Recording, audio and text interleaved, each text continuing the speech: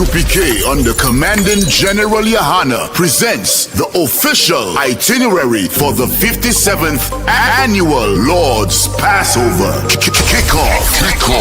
Wednesday, April 1st, the Lamb Slaughter from 11 a.m. Followed by fun and games, basketball, three-point shootout. Can you hit the target in the archery competition? Then let's gather together ourselves and eat some lamb. Later that night, the dopest podcasts, the Round Table of Truth, Cross the Line Radio, and Let a Hebrew Speak. All going down from 8 p.m. Thursday, April 2nd, the annual Kiddies Party. It's all going down at Slick City Action Park from 1 p.m. to 4 p.m. Followed by Scripture Breakdown class from 7 p.m. with 12 Shield General Mahayim. Friday, April 3rd from 8 p.m. the all-black party. You know how we get down. It's all going down at the BH Ranch, Houston, Texas. Saturday from 1 to 4 p.m. we will be hosting a brunch. Then the moment we've been waiting for all year from 5 p.m. sharp, April 4th, the Lord's 57th Annual Passover. Followed by the Feast of Unleavened Bread. Sunday, April 5th from 7 p.m. The Passover and Feast of Unleavened Bread goes hand in hand, so don't miss it. Make your reservations, book your flights and hotels now. An entire week of activities for only $200. Go to ISUPK.com, pay your Passover fee now. Shalom.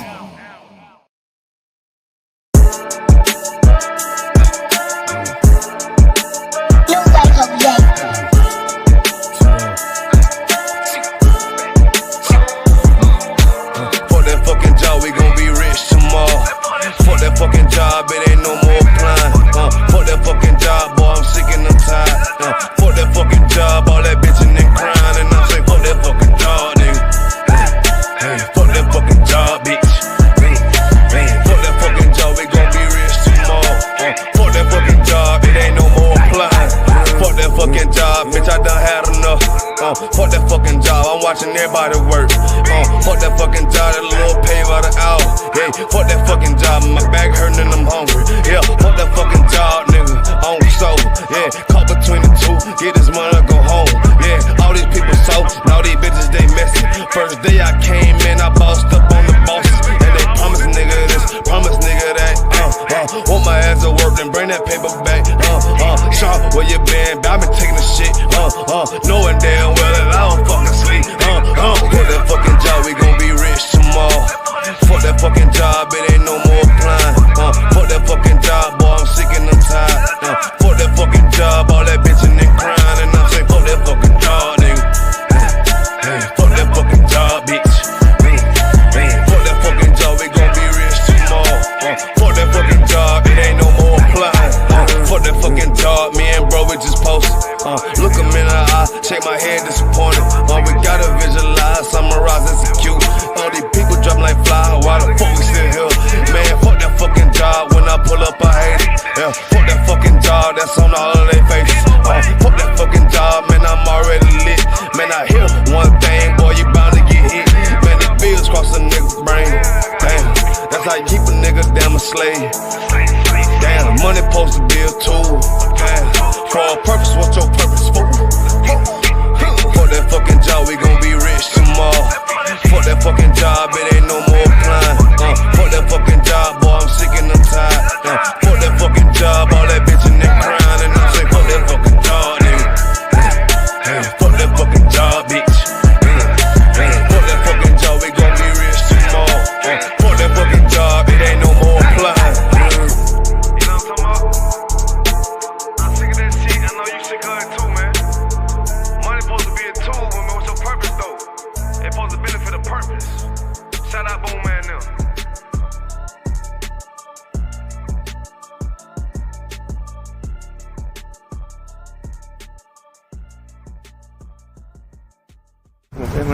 Fair enough. Push your position.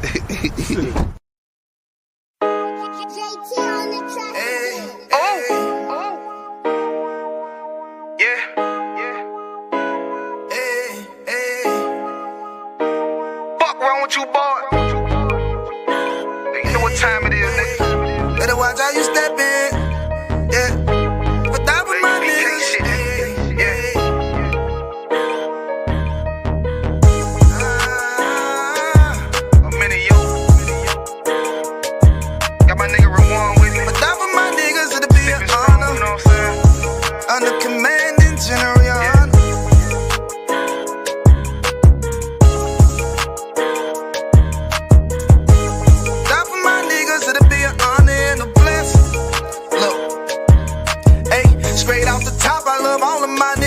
shit ain't gon' stop till we on top and we ballin', my nigga. We be fly as fuck, you know them bitches be stalking my niggas. That shit'll never change and it's the same with all my niggas. City to city, I should be at home, that's what my ribs say. But bitch, I'm grown, I'm in these streets and closed caption. Niggas know we bout that action. If a nigga play with me, then my Hakim gon' let him have it. Hey, think you the shit, this truth, this shit. Nigga play, I let that Ruger hit. Get on them tracks, they be like, who is this? I'm rude with it, ain't got no manners. All them pussy niggas talking shit, yeah, I know they can't stand us, but we U.P.K, Louisiana, bitch, that's what I'm reppin'. And my niggas solid, number real ones in my section. If you wanna get down, put your boots on, start steppin'. Brotherhood is a weapon. Brotherhood is a weapon. Better watch how you steppin', cause brotherhood is a weapon. If I die for my niggas, it'll be an honor and a blessing. Better watch how you steppin', cause brotherhood is a weapon. Brotherhood is a weapon. Better watch how you steppin', cause brotherhood is a weapon. If I die for my niggas, it'll be an honor and a blessing. Better watch how you steppin', cause brotherhood I lay my life down right now for all my sisters and brothers, because I love them. I see them dapping and hug them. It's amazing to see how well we adapt from the struggle. Born again from a life of sin, trapping together. My mind frame was to kill my own kind. Feeling inferior, waking up ready to die. Run with them killers, so it's just a matter of time. For why take your life or let you take mine?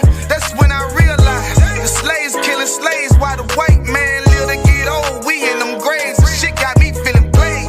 I opened the Bible, went through them records, found out we was royalty, a nation to be respected. But in this world we rejected, we hated for our complexion. Still fighting to get accepted, we hear the truth and reject it. But love is getting corrected, and all my niggas correct me. The commandments, the foundation we erected. Brotherhood is a weapon.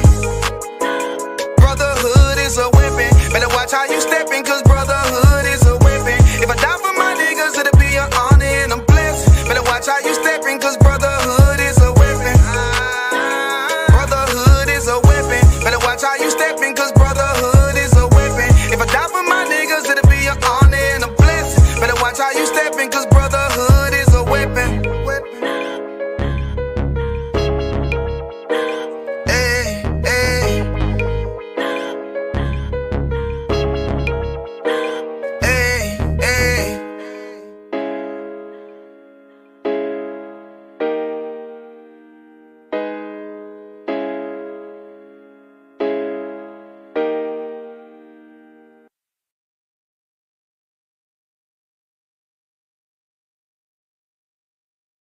Hey, listen, brothers and sisters, man. If you like what you hear, hit the subscribe button, man. Subscribe to this channel. And also, please, go to ISUPK.com and pay your tithe. Drop me some cash so we can move around this planet like we need to, man, and do the things we need to do. Everyone west. Everyone west. Everyone west. Let me know when. We up? All right, no sweat. Let's clap. Yashun I'll shout out brothers and sisters. I.S.U.P.K. DC scripture breakdown class. You all know how we getting it in. Scripture breakdown /law. All right, so any questions you have, really in general, or anything on the law, you can rock with it. All right. You'll know Purim coming up. March, what's this, 3rd and 4th, or 2nd and 3rd? Second and 3rd, Monday, Tuesday. You'll stay tuned. You know, find out everything from your camp. The Passover, of course, is right around the corner. We're looking at what? April 1st. So just about a month and a half. Month and 3 weeks, maybe. Just about. Okay. Shit, I need it to be tomorrow the way how this place going. God damn, boy. This place is shit. I don't know why they don't send ICE to look for that what is it, Nancy Guthrie. Everybody, you know, a ball by ball report on some old missing white woman. Check the damn family, man. Check the family. You know, they arrest some Latino brother as a suspect in the kidnapping. So they Bukwa, see if you could find that video. They released him this morning or yesterday. you would not believe what he said the cops told him why they arrested him for the kidnapping. I mean, as a person of interest. It's crazy. They released some video with some man in a ski mask and gloves in front of the door. And yeah, in front of the door, when previously they said they didn't have any security camera surveillance. They said they didn't have none. All of a sudden, this footage come out. Then they arrest this brother. I'm going to just save it for you. I want you to hear it for yourself. You had to hear what this brother said. The cops told him why they arrested him. It's absolutely crazy. I should have known that they blame us for that shit. I should have just known. You dig? So let's go with it. What we dealing with? You all know Commander Yahanna going to be on 9 p.m. tonight.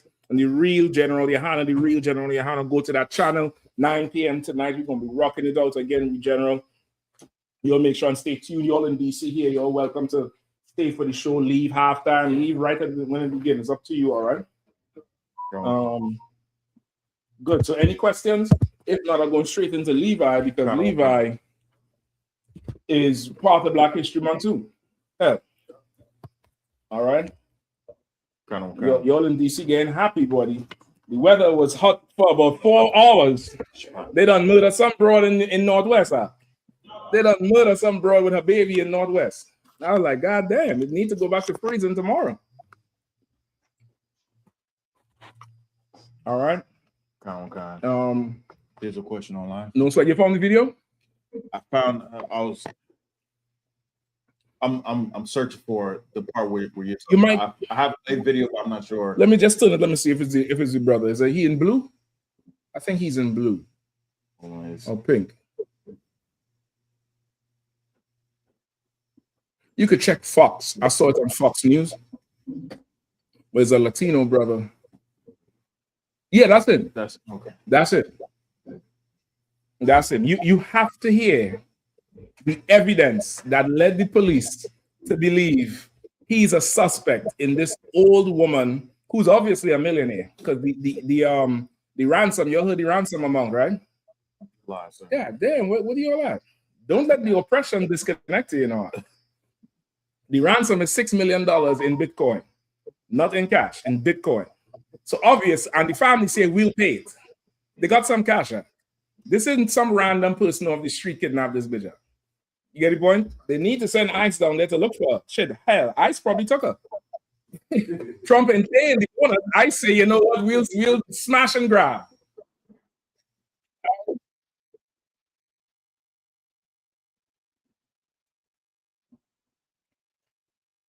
Yeah, let's skip ahead so he come up on the screen. Yeah, right there. Hold on. Give me the volume.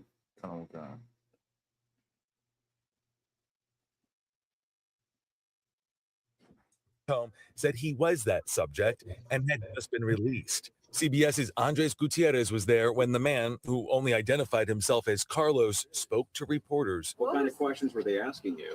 Nothing. They didn't ask me no questions. Only Carlos. That's like saying Juan or Jerome. You get the point? It's like a quintessential Latino name. All right, go ahead. Nothing. They just sent me in the car. They investigated my car and this van, and that's it. They didn't ask me no questions, no nothing. He added he had never heard of Nancy Guthrie or her famous daughter. And you don't even know who the lady is? Do you know who Savannah Guthrie is? No. I don't follow the news. Police have not confirmed if Carlos was that subject.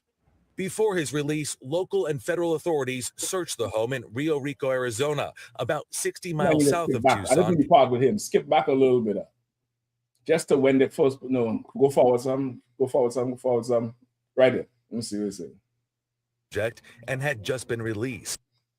Was detained for questioning south of Tucson during a traffic stop. Hours later, a man in front of cameras at his home said he was that subject and had just been released. CBS's Andres Gutierrez was there when the man, who only identified himself as Carlos, spoke to reporters. What kind of questions were they asking you? Nothing. They didn't ask me no questions. Skip forward ahead. I might just have to tell you. Let's just scan forward and see if he comes back up on the screen.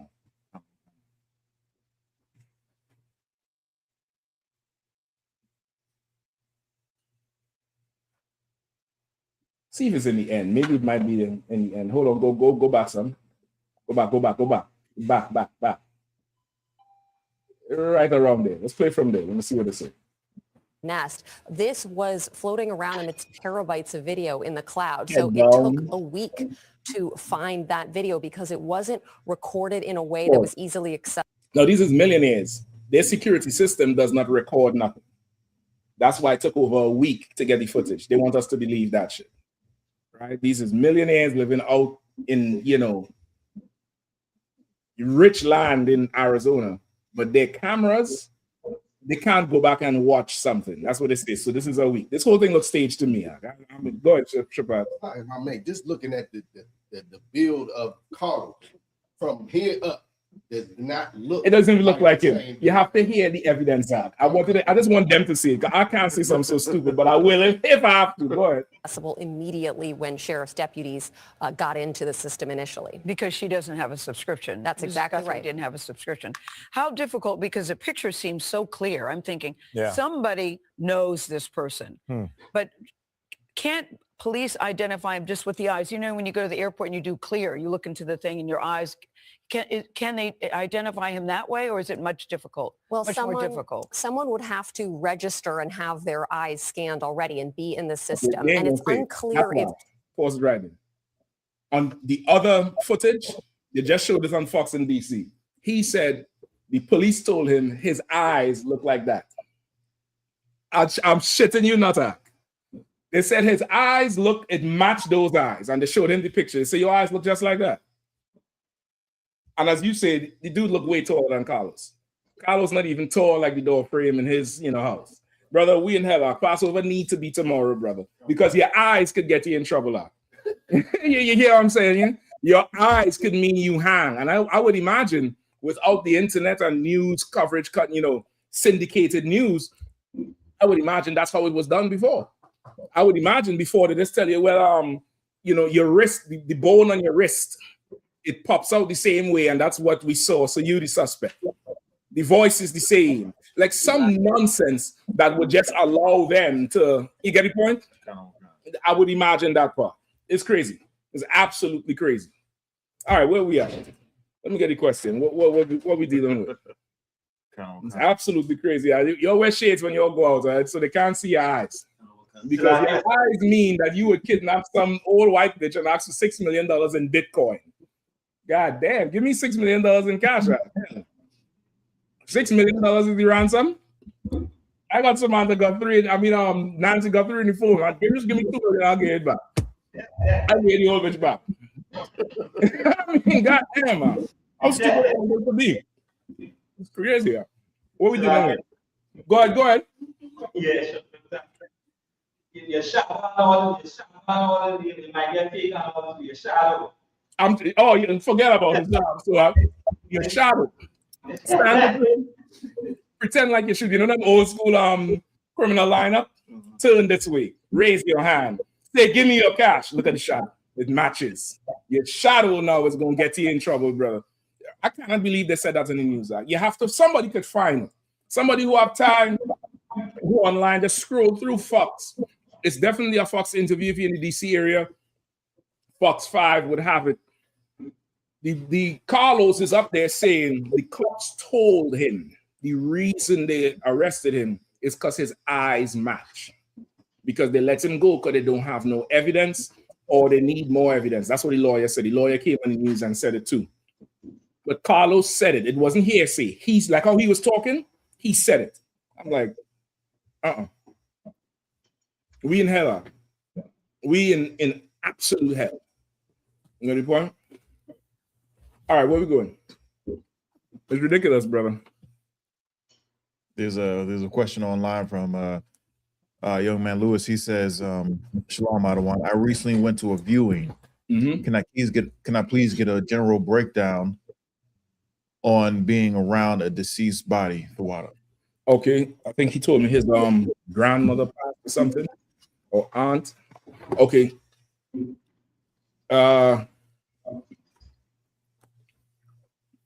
And get me that. Get me the unclean law. All right. Any other question? Right now, that's the only one. No sweat. Just let me know whatever comes up as soon as it comes up, all right? So I know how to place it. But we'll be tight on the time a little bit. All right.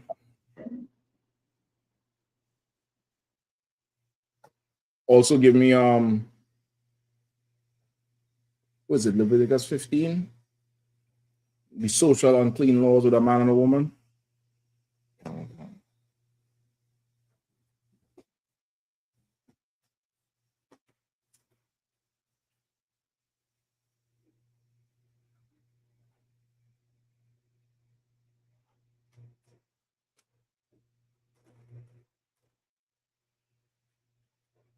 Okay, give me numbers.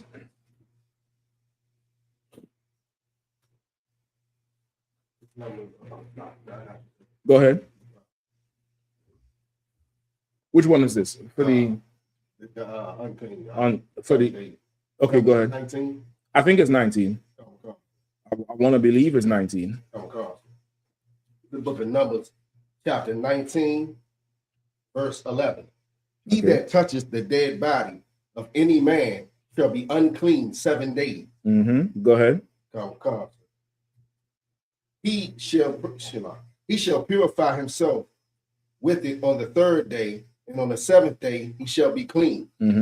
But if he purify not himself the 3rd day, the 7th day he shall not be clean. This is talking about a procedure with hyssop and all that type of stuff. It's something you don't have to do today. It's more so staying apart for the 7 days. You could do it if you want to or not, but it's staying apart the 7 days. All right.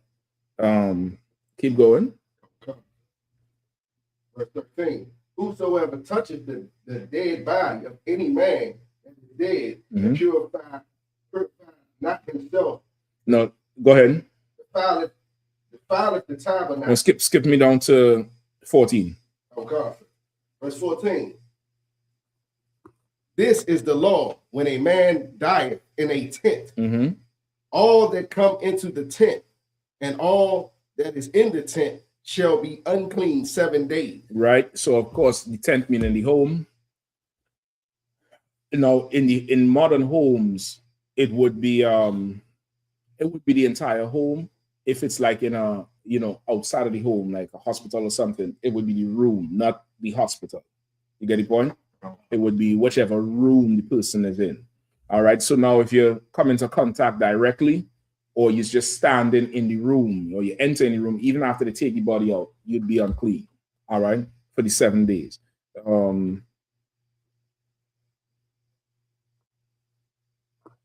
right, where talk about going to the grave?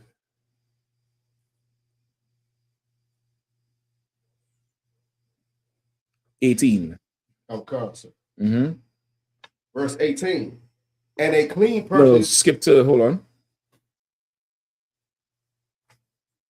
16? 16. 15 as well. Verse 15. In every open vessel which have no covering bound on it is unclean. Right, that's how it would be. So somebody passed, you have this, cup here. You got to, throw that through the contents of it out. Throw that out. There's a whole list of things. If it's a wooden vessel and what to do, if it's earth, what to do, that type of thing. Because we were the people who created quarantine, created safe spaces. You get the point? And safe spaces medically, like that. It was in our culture from everything we do. You understand? We don't wait till a plague break out and then do a study, and then 200 years later we figure out what to do. We are a very much proactive people. You get the point? We proactive. Like remember, we have a stereotype of somebody running, we run. And on the way, it's like, what we running for? You get the point? Versus other nations who run in the direction everybody else running from. You get the point? So we are a very more proactive people, right? We rather not have it happen than have to deal with it after. All right, give me 16. 16. And whosoever toucheth one that is slain with a sword in the open fields, or a dead body, or a bone of a You're right. Oh, you're born of a man. The phone, yeah. I know. I using it too, but I have the pages right here. You ain't got the pages. Or a bowl of a man or a grave shall be unclean 7 days. Right? You go into the graveyard. It's the same thing. So, of course, people, you know, I think the brother lost his grandmother or his aunt. I forget exactly who he told me. You go to the cemetery, you go to the funeral home. They're going to have a viewing of the body. You're going to the church or whichever hall they may have the service in. The body's going to be there. Everybody who's there is unclean. You go to the cemetery, you go into a cemetery, you're unclean. You walk into a cemetery, you're unclean. Now, of course, you can't be unclean twice. So sometimes you may have somebody die one day and the funeral is not for a long time, or the funeral is short. The funeral is short again. Like somebody died, let's say somebody died today, the funeral might be Friday or next Monday. That's a short space of time. You're not unclean twice. You view the body today, your 7 days start today. It doesn't start over again Monday. You get the point? That's still within the time. Yeah, you understand what I'm saying? So that's how it would go in that situation, brother. All right. Come on. So when you're saying you're not unclean twice, is it for the same body? Like let's say one, you know, you go to one funeral and somebody else passes and you go to another funeral. You remember you're already unclean. You get the point? So what I'm saying is the seventh. Okay, so you go to one funeral and you're 2 days out from being unclean, and then you go to another funeral within those 2 days. So you're already unclean. You're already unclean. It doesn't start over. You saying it should start over for the new one? No, so I'm asking because I think the spirit of it is this one person died, and whatever this caused this person to die was this thing. But what if it was something else that caused this person to die? That's a good point. I could ask, but it's like, let's say the other thing that we're going to go into just now. Let's say you have sex with your rib. You all have sex at noon. You're unclean. Then you have sex again at 5 o'clock. Does it start at 5 again? You get the point? You're already unclean for the period. You understand what I'm saying? So it doesn't start over again, the unclean period. But I can ask, that's a very good point of, okay, if it is that you know, you go to one time and one another time, who knows what this other person died from? That's the spirit of it, which is right to keep the quarantine. You don't know who, you know, what else could happen. But I'll find out. But as far as I know, you can't be unclean twice. You get the point? What's up, man? Come on.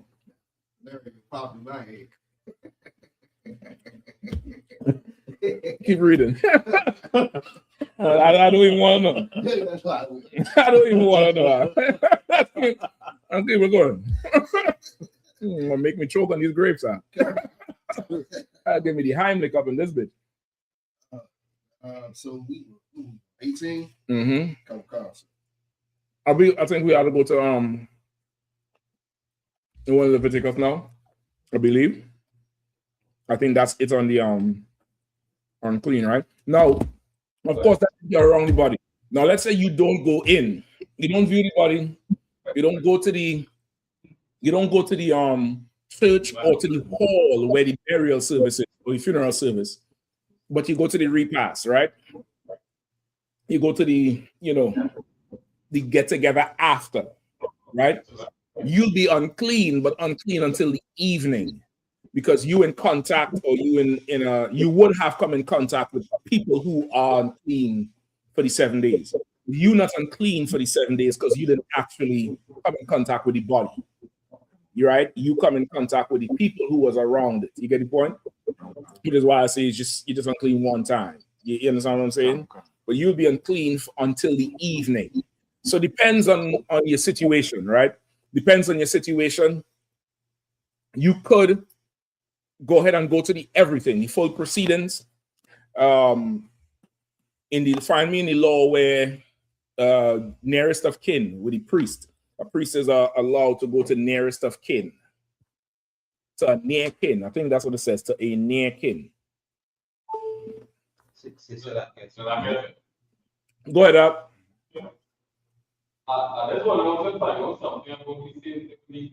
Yeah, so what? You had to change the mic. Change the mic. He sounds very far. Switch the mic to the one he's using. 1 second, Shaw. Then just sort it out, all right?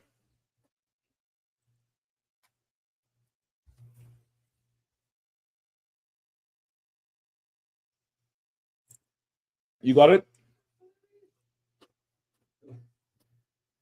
Like if I could, yeah. So West Side Courtesy says, "Are you taking calls?" Yeah, of course. Make sure you have courtesy in the West Side Courtesy. Make sure you got some courtesy. Don't call it courteous. Go ahead. So like I said, you hear me now? Yeah, man, you're loud and clear. All right. When the scriptures say about when you die, right, your body goes to the ground and the spirit goes to the Most High, right? Right. I want to know, like, if it's one time or it's like for the burial. It's like, say, like, you know, we culture say bury and thing like that. That's what I know. It like is like one time when the somebody pass away, or it's like when the burial, or is that between any time burial or as the person passed away? Okay, it's when that body ain't moving no more. That spirit is, the Lord took your spirit at that point. You get the point? Can. You follow me? Like once that person's gone, they're pronounced dead. Your spirit is no longer there. Your spirit is no longer there. It's not. It doesn't happen when the body goes into the ground like that. The once somebody dies, what's left is like a shoebox or a bottle of water when you finish. It's what carried the thing that's valuable. But the thing that's left, because it carried something that's valuable, you now have to perform the last rites to give that person the send-off that they deserve, which is putting them back in the ground, putting the body, the case, back in the ground where it came. You understand? But that person is not there. The actual person is not there. They're not, they ain't there. They ain't, that's it. You understand what I'm saying? Can. You get it? Shapat? Come on with it. Book of Psalms, chapter 104, verse 29. Mm-hmm. Thou hidest thy face. Mm-hmm. They are troubled. Thou takest away their breath. They die and return to their dust. Right. So that's what he was asking about, right, Shaw? You going? Can. All right. So that's it. Once they die, the Lord then took the thing of value. He took the thing of value. What's carrying the thing of value? The vessel. That's what you put in the grave after. You get it? Can. All right. Young man Luis. Okay, so of course, like I said, if you come in contact with somebody who's already unclean, now you're unclean until the evening. Right? It's a lesser time for it. All right. Who are the other one? The near kinsman.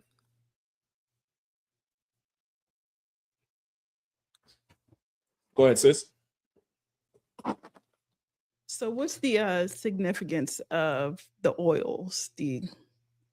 Okay, I'm gonna have to probably get that from General Hazayan. He's in charge of the burial department.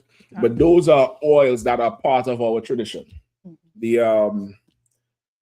What's the expensive one? It's an expensive ass oil. I forget the name of the damn oil. I always forget the name of it. So what, you all remember the name of the oil? It's an expensive one. I believe you all had the list of the oil too, right? Cancer. What's the spikenard? Spikenard. Spikenard. See, that shit is expensive as shit. It's like rare as well too. Rare as well. I'm trying to tell you that Guthrie, I need to get my hands on her so I can get that 6 million and buy some spikenard. You get the point? So it's anointing. Our culture is always to anoint, our culture, like again, is so luxurious. We don't like nothing too dry. That's why we call people ashy.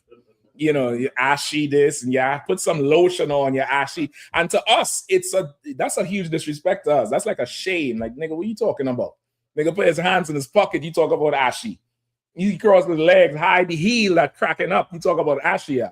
But to a heathen, it's not that. Like that's always in our speech, in our metaphors. The scriptures say, he who follows the Lord is like a tree planted by the rivers of waters.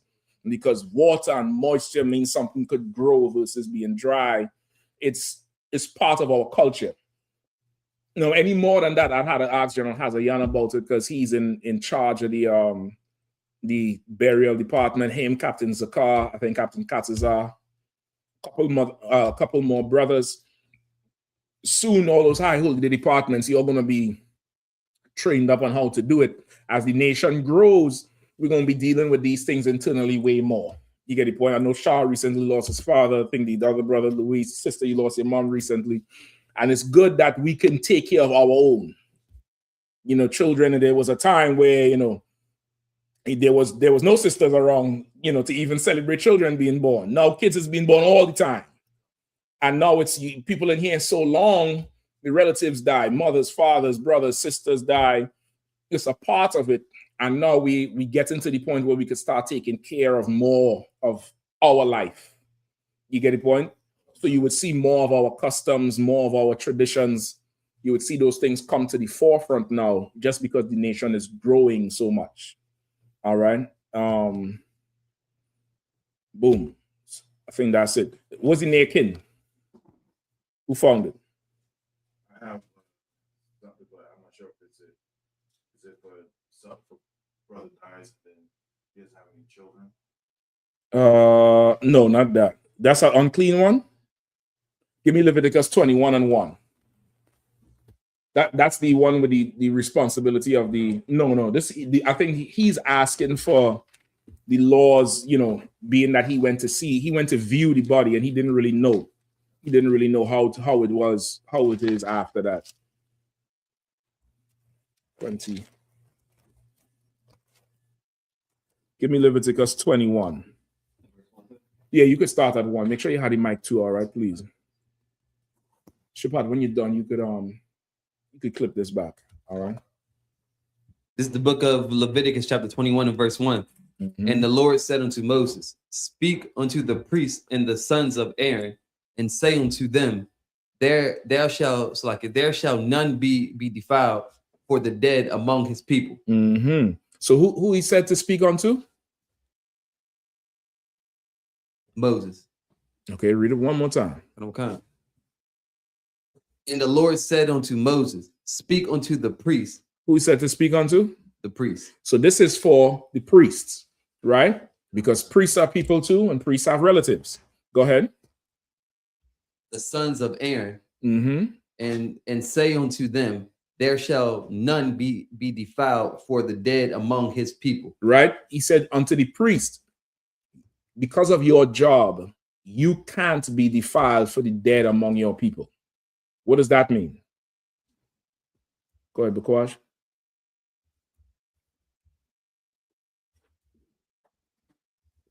I'm going to say what Christ said. He's let the dead bury the dead. It's more simple than that.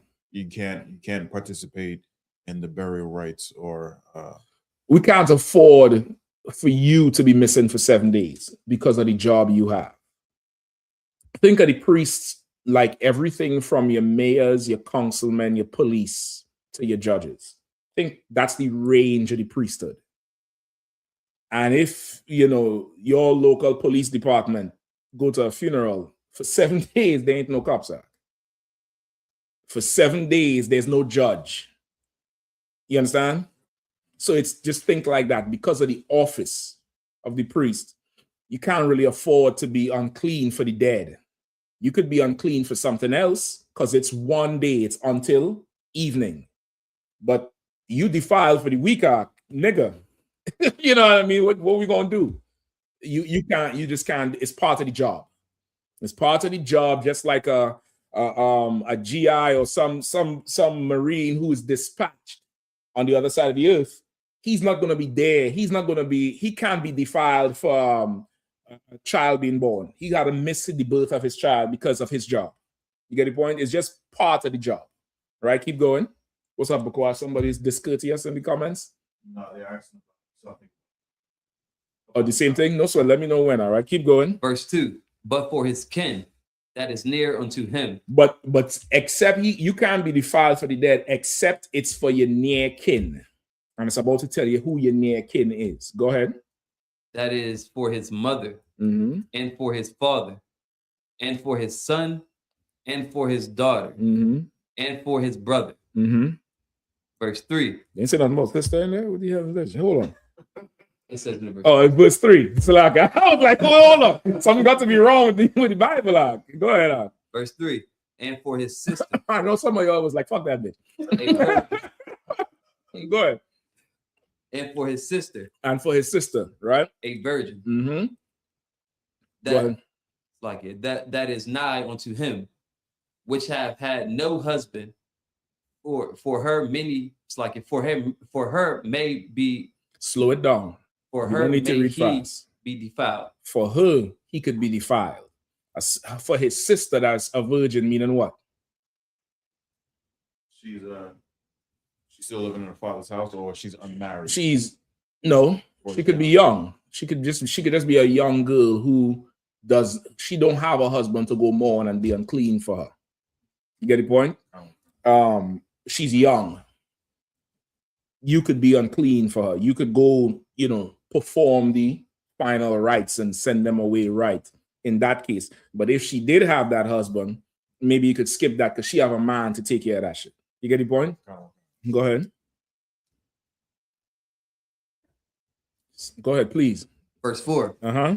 But he shall not defile himself, being a chief man among his people, to profane himself. You understand? Because he's a main guy. That's what I mean chief.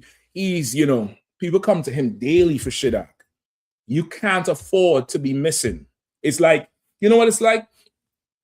Just for everybody to understand. It's like when somebody gets sick out of slavery that, you the person everybody calls.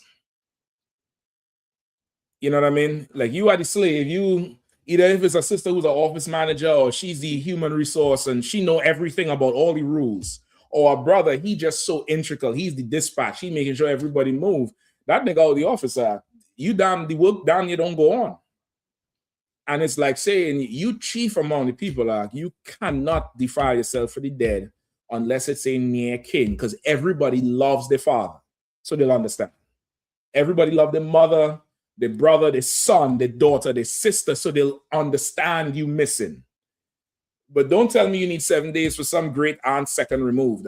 Fuck is you talking about? You get the point? Like, nigga, I got a brother who ready to kill this other brother. I need a counsel. Like, what is you talking about? You understand? It's that dire. It's that stressful. So that's why is the law for the priest because of the job. And even Christ increased the law. When Peter asked for leave to go bury his father, Christ said, Peter, let the dead bury the dead. I can't afford to lose you. Because Christ had a short time to do his work. He couldn't lose his right-hand man. He just couldn't. It's just, he can't do it. You get the point? So that's it. All right. Yeah, on the same time? All right, go ahead.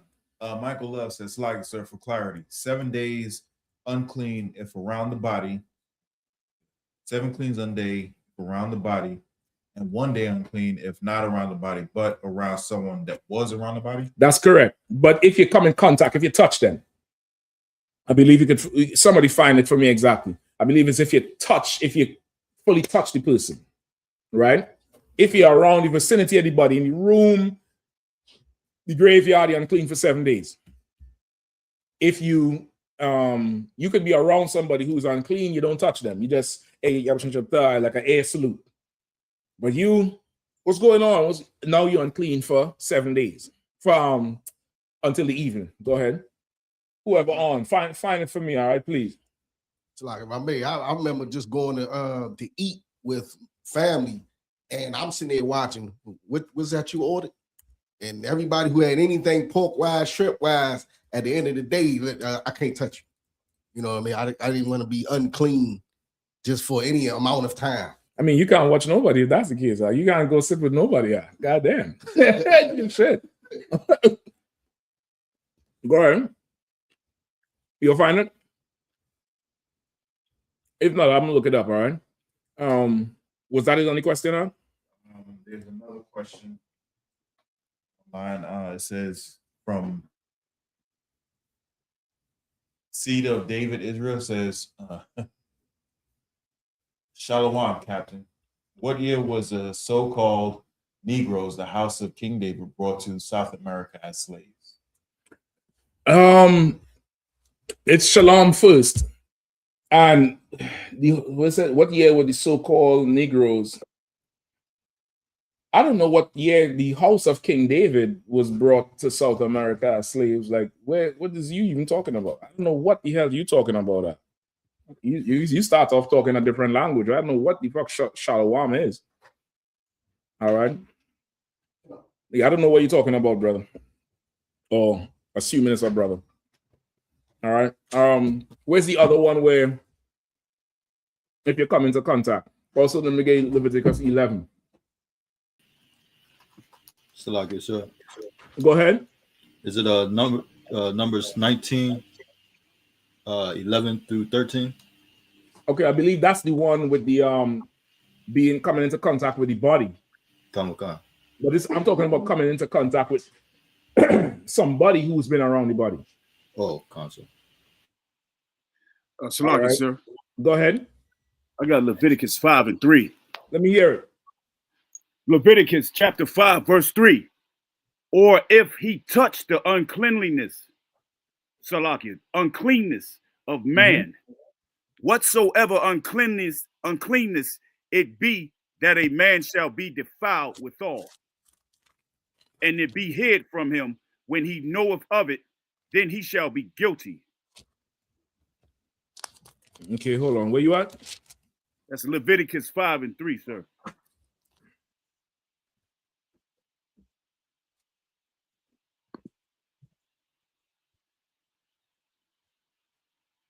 Okay, it doesn't say where he's unclean for until the even. Oh, Salaki. Yeah, you look for the time period, Salaki. Yeah, I wanted to say where he's, because I believe this one is talking about if somebody is touches a dead thing and doesn't let you know. That is what it is. It said before. All right. All right, someone find it for me. Let's move on to Leviticus 11. All right, some of you brothers are warrior on Kazak. Y'all could find it for me, please. All right. He came back and asked a question or clarified the question. Mm-hmm. He said, were Negroes taken to North America before they were taken to South America? Okay.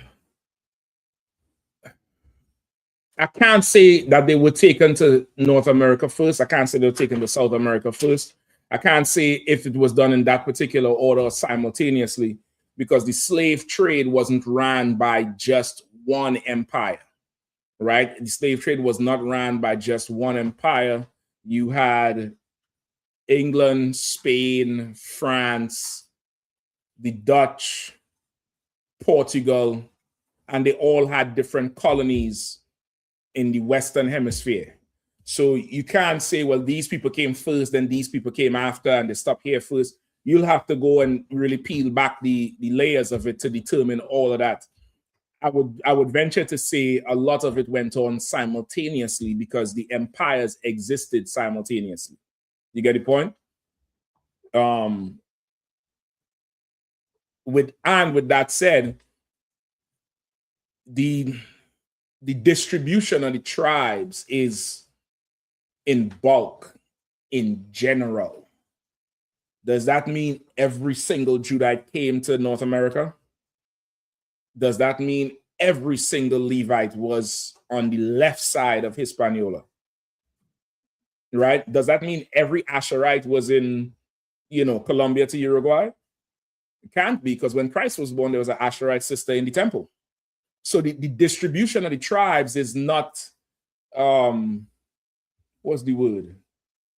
It's not in total like every single one. It's in general. It's a bulk of it. You understand?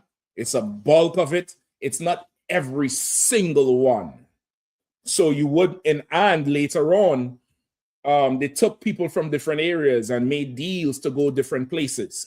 You get the point? Like Belize, there was Judites and Issacharites that went down to Belize with the Belizean, not the Belizean, I think the British-Mexican War.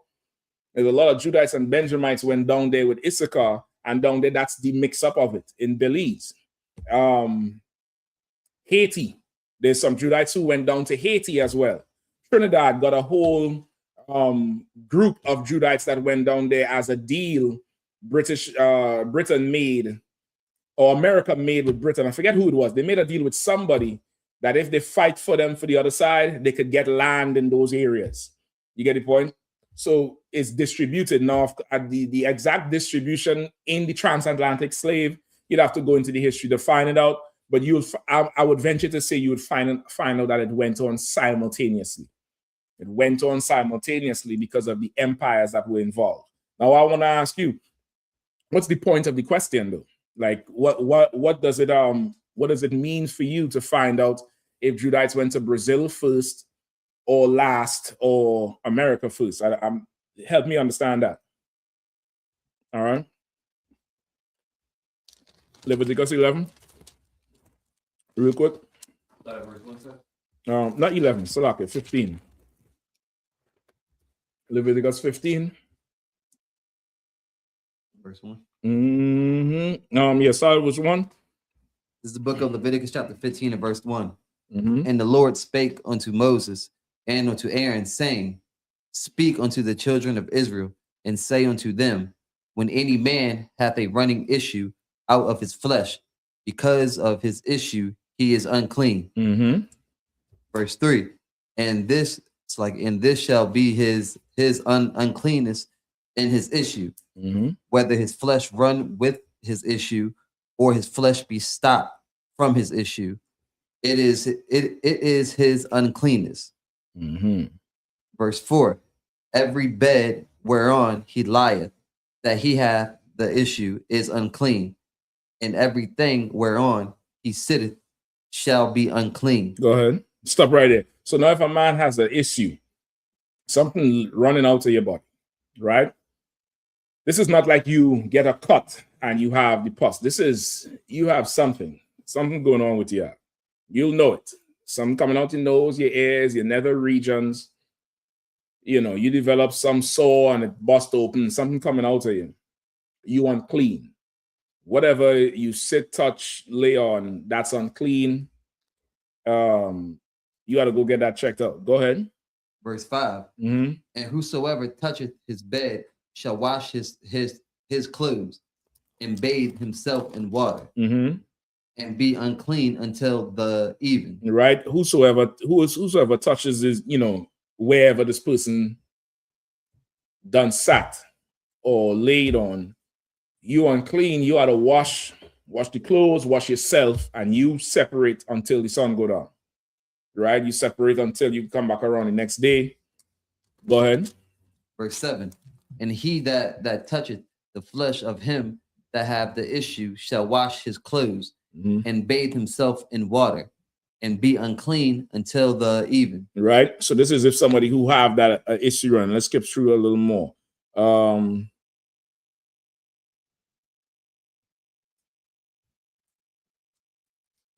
Hold up. Verse 13. Give me verse 13. Verse 13. And when he that hath an issue is cleansed of his issue, then he shall number to himself 7 days for his cleansing, and wash his clothes and bathe his flesh in water and running water, and shall be clean. Right. So now once the issue stops, now he is unclean for 7 days. For that 7 days, he washing everything and monitoring to see if this thing coming back. And then the end of his, he'll, go through that time of being in quarantine. All right. Let's get something else. Hold on. Salaki, sir. 16. Go ahead, out. I do have another one pertaining to the dead body. Let me hear it. It's in the book of Numbers, chapter 19, verse 22. And whatsoever the unclean person toucheth shall be unclean, and the soul that toucheth it shall be unclean until even. All right, I'll take that. Right. So that's it. Is if you come into physical contact with somebody who, been around the body, they're unclean for 7 days already. You come in contact with them, you touch them. You get the point? You sat where they sat. You're unclean until the evening.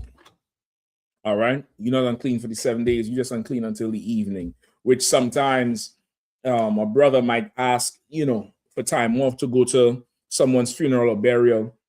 And they'll be like, well, I'm not going to go into the church. I'm not going into the graveyard because I had camp this weekend or something. And I want to be at camp. I don't necessarily want to do that. So I'll go this far, but I won't go to the graveyard. I'll go to the repast after, where I'll just be unclean for the day. You get the point?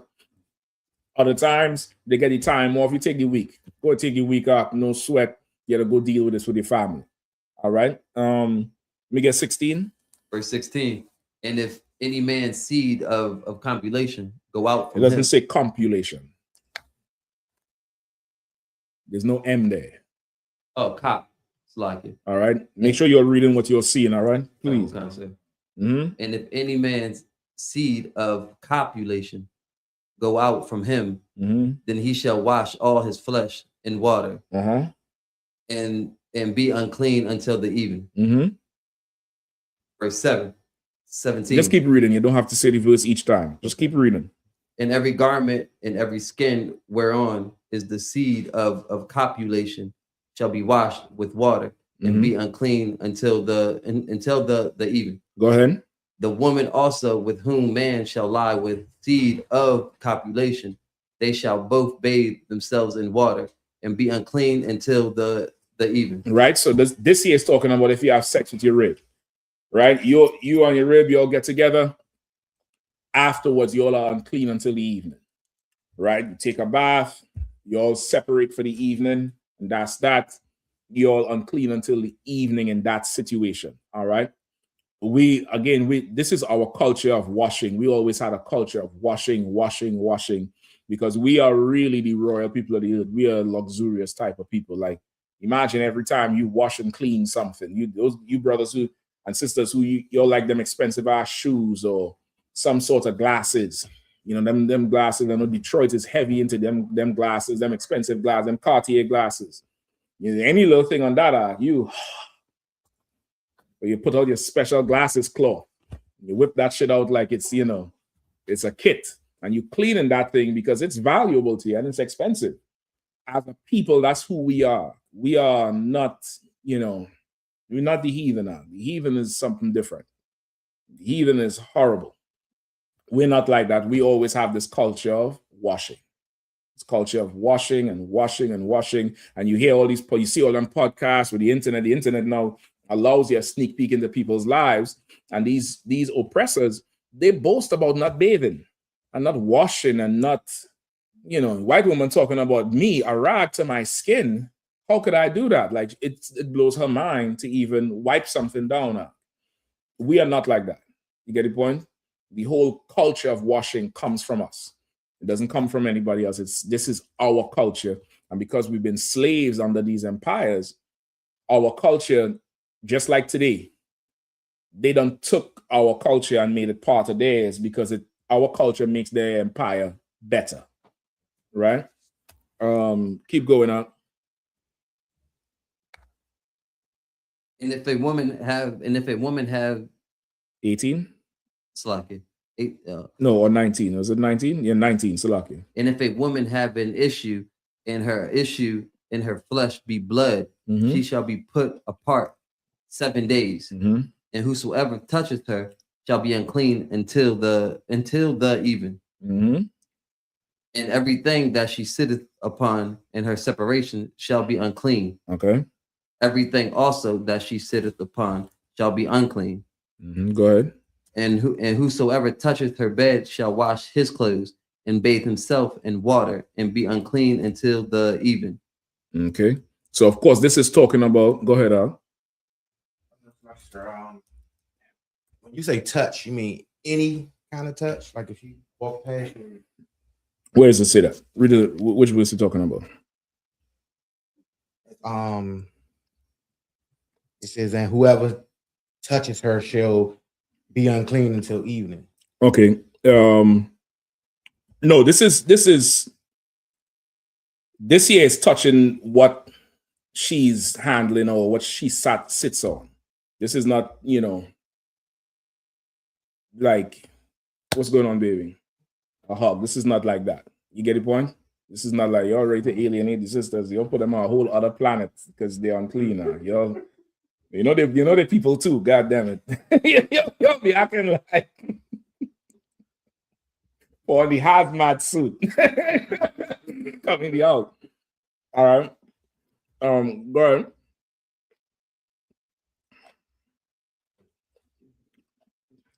Where you at? Verse 23. Come on, somebody read quickly. And everything that she lied upon in her separation shall be unclean. Mm-hmm. Everything also that she sitteth upon shall be unclean. Mm-hmm. And whoever touches her bed shall wash his clothes and bathe himself in water, and be unclean until the evening. Okay. And whoever touches anything that she set upon shall wash his clothes and bathe himself in water, and be unclean until the evening. And right. if what verse you at? 23. 23, that's what I thought. Yeah, the end of 23, right? Or they be starting 23? The starting 23. Go ahead, keep going. And if it be on her bed or on anything whereon she sitteth, when he touches it, he shall be unclean until evening. Right. So wherever she sits, you sit there, you unclean until the evening. This is the law of if this a sister is on her cycle, wherever she sits, lay down, you'll be unclean until the evening if you sit there. Right? You'll be unclean until the evening if you sit there. Of course, if a cycle gets on you, you're unclean 7 days. We'll get into that shortly. All right, but the whole thing is a quarantine time just to keep everything down, keep germs down, keep whatever it is going down. It's a more sanitary practice. All right. So of course, in here, if it is that you're able to be separate for the week, it's good. Right? You may have a couple of ribs, you could go over to the other rib house. Right? If not, you're living with your rib, there's things you can do. If you have multiple rooms, you could go sleep in another room. If not, you could limit her to a certain chair. When she's unclean, she sits here. You get the point? She sits there for dinner, whatever else. Nobody else sits in that chair. She could put something around her, like a specific skirt or even a bed sheet, fold it in half, or depends on her height and her dimensions, fold it in half, fold it in three, so it don't drag and it's comfortable. So it's like a barrier between her and whatever she's sitting on. She's sitting on the thing. There's something in between there. Find some way where it's like you're showing the Lord, you're trying to keep the separation, even though you're in captivity, even though you're under the oppression and you can't really go somewhere else. Or she could go somewhere else. Ideally, she could go somewhere else. There might be, who knows, in the kingdom, there might be some kind of resort, like how them spas be. Them old spas, the bros like to go to, some brothers like to go to that shit. You go to some spa and she go in the sauna room and get the heat and get treated, and she over there, other women who unclean. And they just in there and they relaxing for the whole week. They ain't doing nothing. They ain't had to worry about it. They paid leave. You're good to go. And that's, it's out of your hair. She getting taken care of. She could relax. She didn't have to go to slave, all that type of shit. This is, it could be like that in the kingdom. Who the hell knows? But we have laws on it on what else would make you unclean. This would be one thing, all right? Keep reading. 24. And if any man lie with her at all, and her flowers be upon him, he shall be unclean 7 days. Right? If any man lie with her at all, and her flower be upon him, he'll be unclean 7 days. What does that mean? If he has sex with her. Right? If he has sex with her while she's on her cycle, he's unclean 7 days because the flower get on him. Right? Keep going. And all the bed whereon he lieth shall be unclean. Mm-hmm. And if a woman have an issue of her blood many days out of the time of her separation, or if it runs beyond the time of her separation, all the days of the issue of her uncleanness shall be as the days of her separation. She shall be unclean. Right? Meaning like if her cycle goes beyond 7 days, she doesn't start another 7. It might go 9, 10 days. Who the hell knows? When it stops, she's clean again. You get the point? Now, if it stops within the 7 days, she still has to do the 7 days. Right? She's unclean for 7, can't be unclean twice. You get the point? She still have to do the 7 no matter when it stops. But if it goes past the 7 days, whenever it stops, that's when her uncleanness stops. All right? Keep going.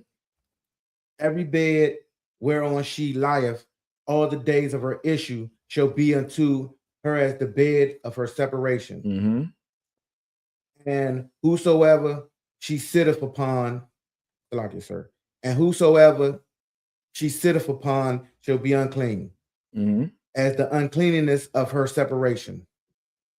And whosoever touches those things shall be unclean, and she, like, sir, and shall wash his clothes and bathe himself in water. All right.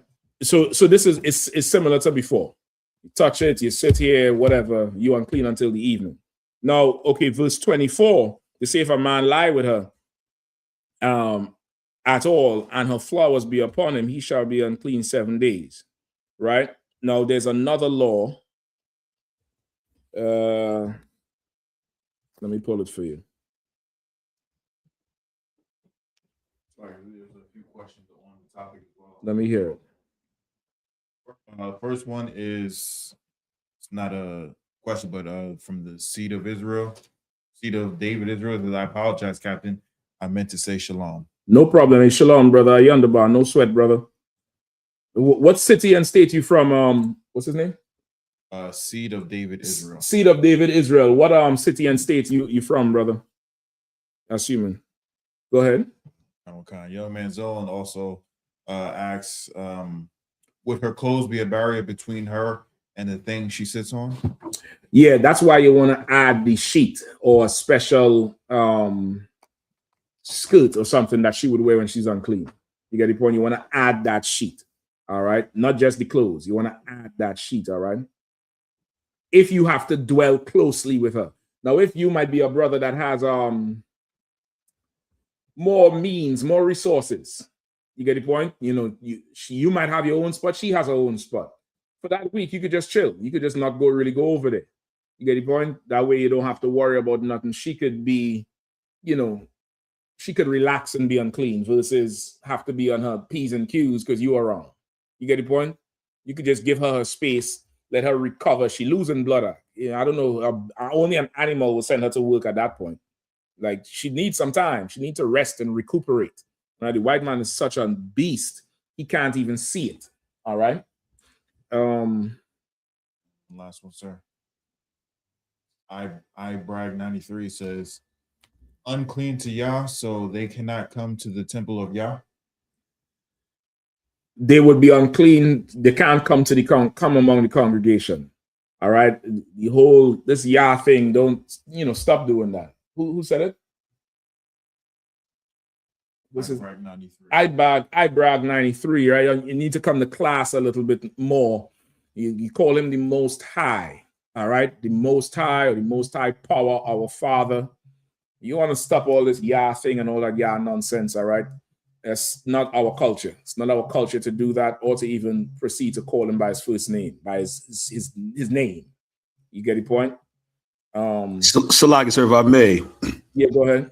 And what you said is so heavy, sir. I mean, if anybody that grew up in a Black or Hispanic household, we grew up not even allowed to call adults by their damn first name. Like we had to. It was Mr. or Mrs. this, Sir. or sir or ma'am if you didn't know. But like that, like you said, like the spirit of that whole this is like it seemed like that had to come from Esau or something, because like we have always had a culture of reverence for people that's over us, let alone the Most High God, and you calling him a nickname. You know what I'm saying? Like you, like y'all buddies is, you know, this my nigga Yah. Like, yeah. So what's up, Yah? Yeah, okay. It doesn't. I don't think it in this case. I don't believe it comes from Esau. There's precepts that says Yah in the Bible, but it's not what it doesn't translate to what they say. You get the point? It doesn't translate to that whole thing. It's Yah or Jah. I think it says Jah.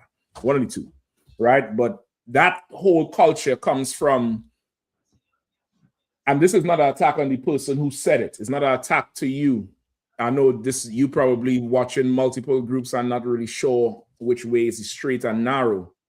But this really comes from those groups who form organizations out of rebellion from not wanting to be in the Israelite school of UPK under command of General Yahanna.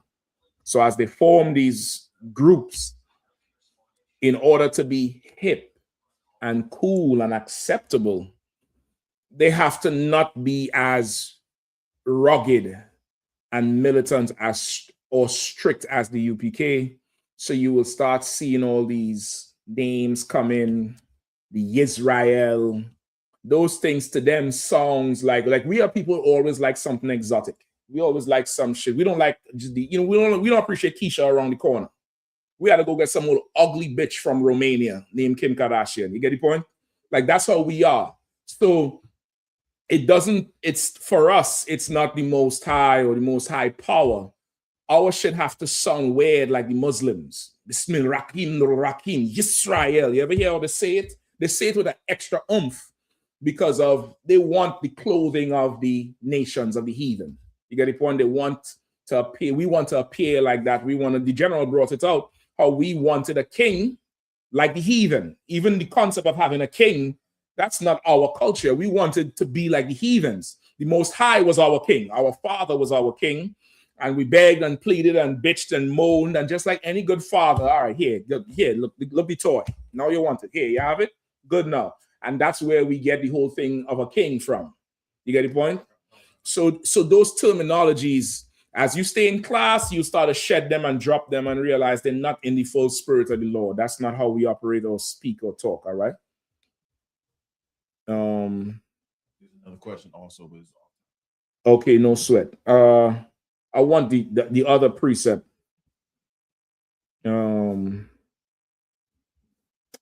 Unclean. Hold on. Is being cut off.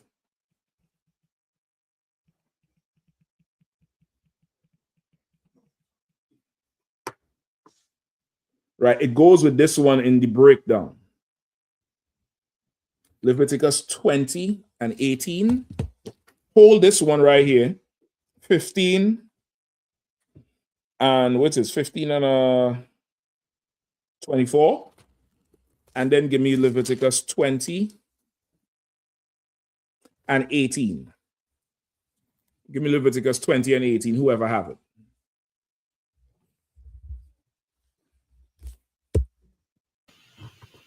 Come on. Go ahead, up. This is the book of Leviticus, chapter 20, verse 18. And if a man shall lie with a woman having her sickness, and shall uncover her nakedness, he hath discovered her fountain, and she hath uncovered the fountain of her blood, and both of them shall be cut off from among their people.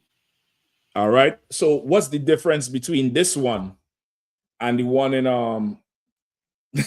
because you got some animation there, right? What's the difference between this one and the one in Leviticus? What was that just now? 16 or 15? 15. What's the difference? Exactly. What's the difference? Who knows? Who got it? Quickly, because we ain't got time. Go ahead. Get the mic. Would it be something like a sexual transmitted disease? How you could get it if that's your wife. This is not sex with a whore.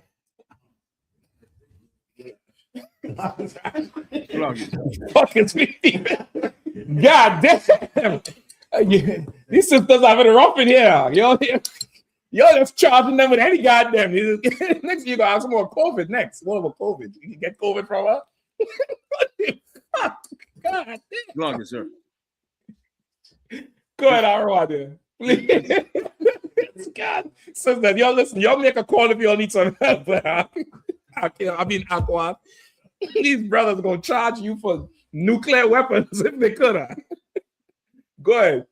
This brother has slept with his wife purposely on her cycle. That's the difference. You could have sex with your rim, and her cycle comes early. You didn't start off that murder scene, but it sure need caution tape after. The Lord could forgive you for that. You didn't know. But if you just some old nasty bastard that cannot hold on, you can't wait. You can't wait, whatever. You know she's on her cycle. And you go have sex with her anyway. You all need to go from amongst us. You all need to be cut off from among the nation. Because you're just a nasty bastard. You're just disgusting. It's horrible. You all understand? You're all looking at me like, why are you talking about this now? Better talk about it. because from the charge with AIDS, and if I even touch her, Lord knows what the hell going on. You get the point?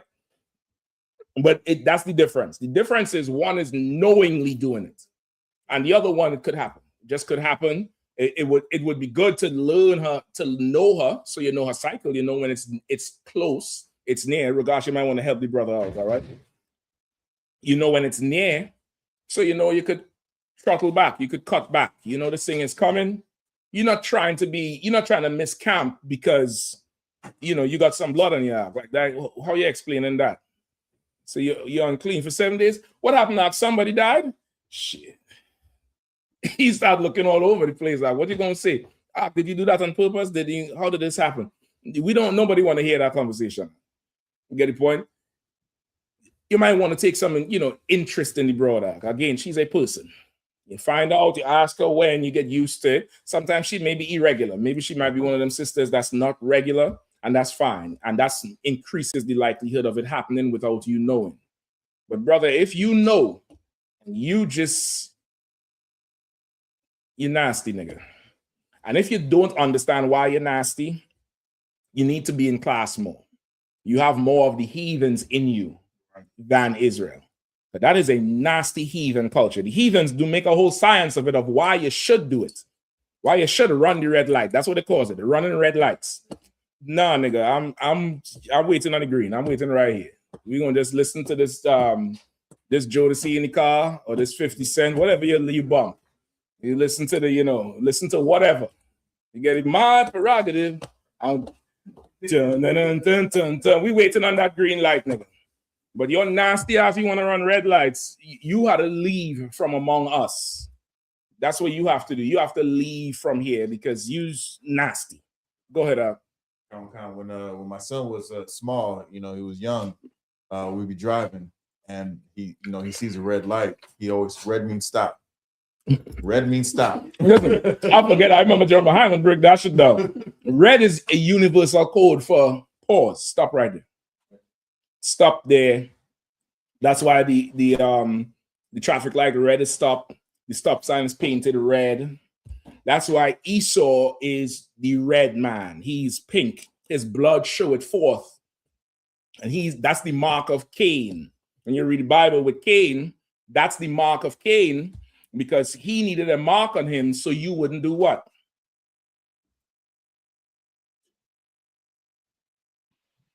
Salaki, sir, if I could.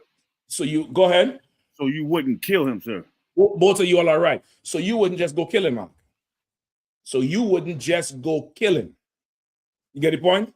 Because the way he operates, he'll make anybody want to put him in the dirt. The way he operates is like you had to go in the ground. But there's a mark on him that makes you. You all see the video with the brother who slapped the devil and damn near knocked him out? The devil was pushing up on him.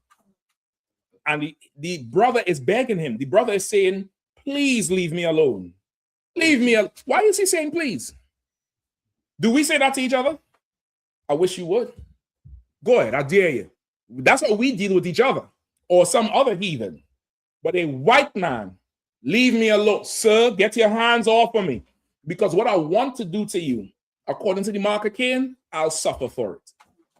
The Lord protected Esau with that old pale skin. He protected him so nobody would touch him. Because anybody avenged with Esau would be repaid what? Sevenfold. Red means stop. You see that white man? That red shirt for the red neck? Stop. Don't harm him. You stop right there. Defend yourself if you need to, but don't take no action against him. The Most High gonna handle that thing, right? So red means stop back. Don't put the sister through no more hell, brother. She on her cycle, she's losing blood. I know you brothers don't know nothing about that unless you've been stabbed or shot, and you still ain't bleeding for 7 days. She losing blood. This, give her some water, give her some fruit, buy some beet juice for her so she could build back up her system, and just leave her the hell alone. Go work out. Go study for your officer's test. Go come to camp and speak some more. Travel, go to another city. Just leave her the hell alone. But you go in there, brother, and do it. The Lord is going to make sure you be separate. All right. So that covers a whole lot of the main things that would make you unclean. All right. Are we good to go? Couple more questions, sir. On the same thing or on something else? This one is for the same thing, but then there's another one. Come on. Monique says, what does it mean to be unclean? What does it stop or hinder? It stops you. That's what it means. It means you are not clean or not okay. You're not you don't have the green light to go back to work. You really in a quarantine period. That's what it means. You're unclean. You have to be quarantined for a certain amount of time. COVID, the whole world during COVID learned what it means to be unclean, right? That whole COVID quarantine was originally what, 7 to 10 days, I believe? 14 days, right? It was originally 14, but after the vaccine, after a while, it was 7 to 10. Now it's what, 3 to 5 or some shit like that? Yikes. Right? The Most High already had quarantines going on 7 days. That's standard. 7 days is like a quarantine because we don't want whatever you have or may have to spread. So he gave you 7 days to just stay separate for a period of time. Or 1 day, meaning you're unclean until the evening, right? You're unclean for a certain period of time and you separate until that time because he doesn't want anything spreading amongst us like how it would with the heathens. The heathens are, famous for having ridiculous plagues, like always having some ridiculous plague that start with them because they goddamn nasty. They're just nasty. You could imagine India with all them rats, niggas making shit with their feet, and the rat drinking from the same thing they're drinking up. No wonder they have children born with a tree roots growing out their back and shit. And with 8 arms and just, horrible. Go ahead. We not forget that they bathe in cow dung. Oh, they bathe in cow dung. They said cow dung was the treatment for COVID. They said COVID came around, they had a whole pool of cow dung and they all, got in. Y'all looking at me shocked. I ain't going to show it because the brother sharing food. I know I want y'all to eat the food. But one of them East Indians did this and went down in it. And you saw bubbles coming up, so he exhaled like a pool. You go on and there's a pool and you blow and the bubbles come up, and then he came back out and it was just a tub, like a hot tub full of cow manure. And it wasn't stiff, it was loose, like they boiled that shit. They stir that shit with like a witch.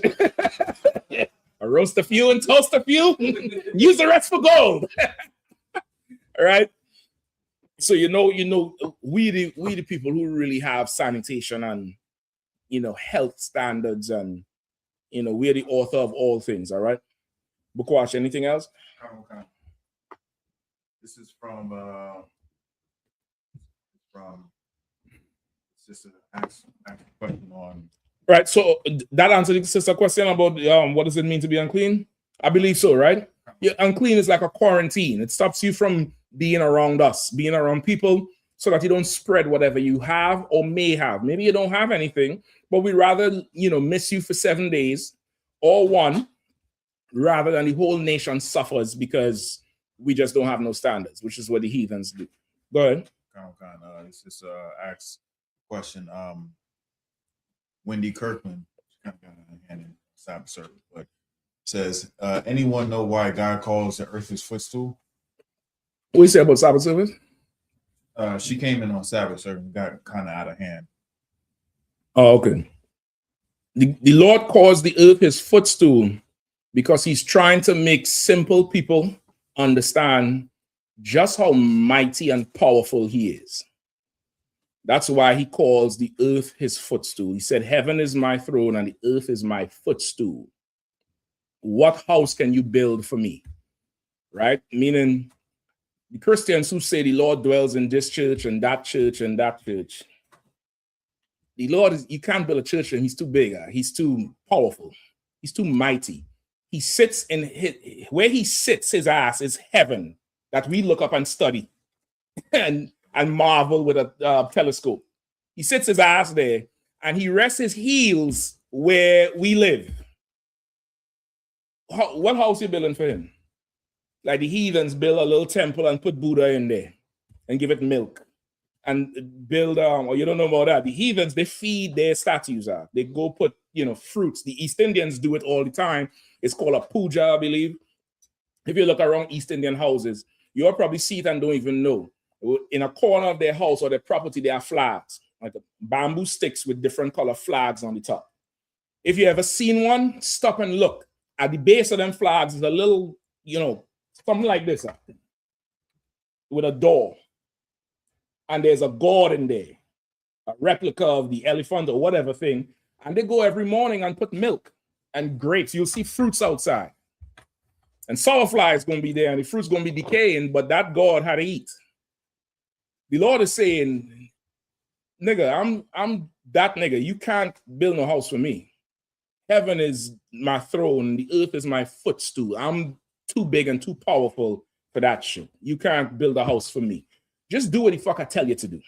Just obey me, and that's that. That's what he's saying. Just do that, and that's it. That's why he's saying it, all right? It's one of the Lord's moments in the Bible where he has to flex a little bit. There's sometimes the Lord he had to flex, he had to stunt on you a little bit, just because you might get simple and think his mercy and kindness is weakness. So he might have to flex a little bit. He might have talked some shit a little bit. You get the point? Good to go? That's it? All right. Yep, let's go. I just wanted to make a statement. Come on. When our people go into Esau's, educational institutions, and they got a direct question for the teacher, they don't say, "Do anyone know this?" They ask him right there. I'm not throwing a shot at whoever that is, but you are Arawadi. I know you. Yeah. I know you. I didn't appreciate. I know you are Arawadi. You are throwing shots. And listen up, that's one of the characteristics about you. I like her. When I'm trying to be a little bit diplomatic, you say no, fuck all of that, nigga. You ought to do this. I like that shit up. That you are absolutely right, Arawadi. Okay, this is the thing up. As you come into the truth, you brothers who've been around for a while, Awarium, Kazakh, Arawadia, Sawap, who've been around for, a while and been, seen a few winters. Sometimes, because your life is so immersed in the truth, you could forget what it was like when you was in the fog. You could forget, because now you come in the truth, it's like your eyes is wide open. It's like light is on in the room now. You're no longer confused. You're no longer lost. And sometimes you could forget. Or in another case, sometimes you could take for granted the wisdom and the knowledge and the spirit that you have. You might think, well, it's obvious. Everybody should think this way, or everybody is obvious, Not everybody's given the same spirit you have. And sometimes you gotta just recognize that this person just ain't getting it. You get the point? They just ain't gonna get it, they just don't have it, or they don't have it yet. They might seem out of order in asking the question now. Give them some time. They'll be, sir, please, the water, I underbar. They'll get refined. That's what the truth does to you. It refines you. Your speech changes. You'll be so full of class. You get the point? And that's really our culture. Our culture is a more classy type of culture. You understand? So I definitely get what you're saying, Arawade. You are 100% right. Just give them some time to find value in something that they don't really find the value in yet. You found value in it. So you'll ask that type of question. But you also can see that asking it like, does anybody know, is, that ain't the proper decorum. That ain't the proper way to carry it if you're in an institution of higher learning, which is what the I.S.U.P.K is. It's an institution of higher learning, lower learning, and middle learning. That's why it's universal practical knowledge. It's everywhere. It's knowledge you can apply everywhere. You understand, Arawadian? So don't worry about it. Keep firing them shots, though. I'll tell you when to stop shooting. Don't worry. Just load up and let it fly. All right, where are we going? That's it? Any more questions, let me know, all right? Give me Genesis 49, unless I have questions in the room. All right. Give me Genesis 49. All right. You're no command to Yahanna starting at 9 tonight. You'll be prepared, ready to rock. All right. You're free to stay if you want to for a while, or leave right away. It's up to you. All right.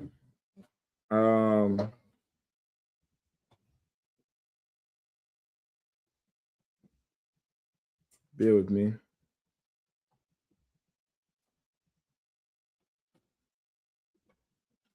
Sorry, there's another question that just came up. No sweat. First, Monique says, yes, sir. Got it. Thank you. And then I am the one. No sweat. Go ahead. Jason Hunter says, how do you start learning? What's the first lesson to learn? The first lesson to learn is 6 words. All right. This is the first lesson you should learn. What's his name? Jason Hunter. Jason Hunter. The first lesson you should learn. 6 words, right? 6 words. 6 very simple words. The white man is the devil. That's the first lesson you learn, brother. You practice saying those words. Say those words in the mirror. Say those words until you don't feel goosebumps by saying it. Say those words until you don't feel ashamed to say it. Say those words. Then after you say it in the mirror, say it to somebody you know that you speak to. Say, hey, listen, man, I learned this, man. This is the first thing them niggas taught me. They said the white man is the devil. And if you say it and you look away, you need more practice in that lesson. But you want to be able to say it to somebody and look them in the face, and they either say, well, damn, they're right, or they look away like, damn, what you talking about? Now, if they look away like, damn, what you talking about, you pass the first lesson. If they agree with you, you pass the first lesson. But if you say it and be like, hey, yeah, they say the white man's the devil, but yeah, I don't really know. What do you think? You pick up your phone. What do you think? They're over there, but you here. You need more practice in the lesson. You might need to go write it like Bart Simpson on the wall or in a book, or just recite it over. Video yourself saying it so you could see yourself. But the very first lesson that you should know is the white man is the devil. He's the devil. He is the devil. If you have an animal in the house, you want to say it, and when you say devil, the animal bark. He's the devil. Row. You see, he backing you up. You want to be able to say that and tie that into your spirit. That's the first lesson. Because without that, the truth is like looking at a movie through an aquarium, through water. Like you could see it, but it's a little hazy. It's distorted. You can't really see it. It's like a foggy glass you're looking through. Once you understand the white man is the devil, the truth becomes so clear. It becomes crystal clear. Everything becomes obvious. Now you can really learn. It's the building block. It's the foundation. Now you're ready for the second lesson, which is Jesus Christ is black. The Most High is black. The angels are black. The prophets are black. You know, everybody in the Bible are black, Latino, and Native Indian. Now, without the first lesson, you ain't going to get the second. You just ain't going to get it. I'm sorry. You're just not going to get it. The first thing you want to know is the white man is the devil. I hope that helps you out. If I could, sir. Go ahead. What you're saying is so heavy, right? Because in that's battling yourself. The first thing you got to do is battle yourself and battle what you've been taught was not, what it is, right? So it's like an appetizer in your analogy, because before you could digest anything else, you're going to have to eat that. Yep. Right? Before you can digest anything, because there's going to be some hard things to digest. But if you could accept that, that's why Christ used to always say, if you're willing to accept it, if you could accept that, you'll be able to accept and understand a lot of things. But until you understand that piece in the puzzle, you won't get anything else. Exactly. You absolutely need it. You absolutely need it. And that's your first lesson. All right? That's your first lesson. Good to go? Anything else, Bakwaj? We good? Give me Genesis 49. Start at 1, real quick. Somebody get us real quick because we're short on the time. Genesis 49, let's start at 1. Genesis 49 and verse 1. And Jacob called unto his sons and said, gather yourselves together, that I may tell you that which shall befall you in the last days. So Jacob gathered everybody together and he said, I'll tell you what will befall you in the last days, right? We're in the last days now. So everything you're going to read in Genesis 49 is really characteristics, generalizations of what these 12 tribes would be in the last days. We're in the last days now. Everything after Yahushua is really the last days. You get the point? So now let's go to Genesis 49 and 5. Come on. Jason Hunter asked, he says, I need contact information. What city and state you in, Jason Hunter? That's the same one who asked the first question? I see you like that one, boy. He also said it is written on you, son. Said it's written in my heart. Listen, man, I feel it, brother.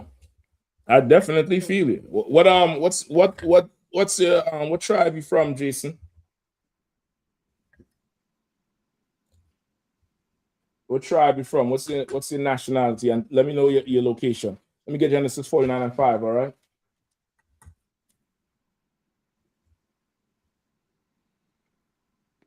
If I could, sir.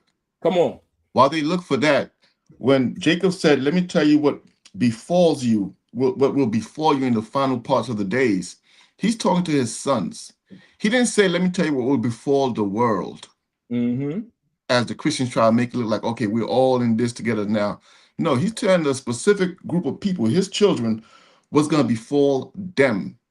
That's for all the Christians who try to make it as if, everybody's a servant of God now, the children of God. No, Jacob was speaking specifically to his children who will also be in the last days. They say that Israel don't exist. Exactly. He's saying, I'm going to tell you what's going to befall you in the final part of the days. Salak, sir.